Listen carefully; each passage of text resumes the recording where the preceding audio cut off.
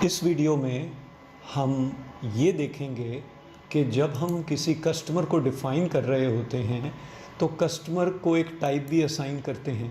तो इस टाइप का मकसद क्या है?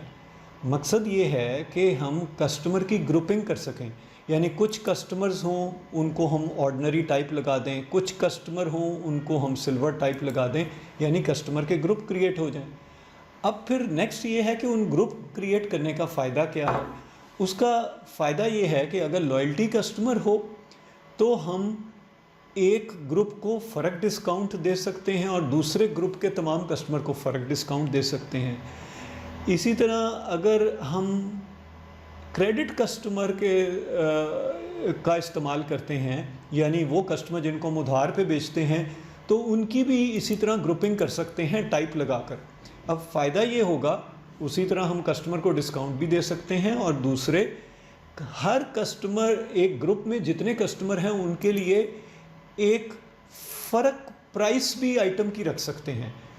मिसाल के तौर पर अगर सिल्वर में मेरे 50 कस्टमर हैं, उन 50 के लिए मैं कुछ आइटम्स की प्राइस को फ़र्क करना चाहता हूं क्योंकि उनसे मेरा रिलेशनशिप फ़र्क है।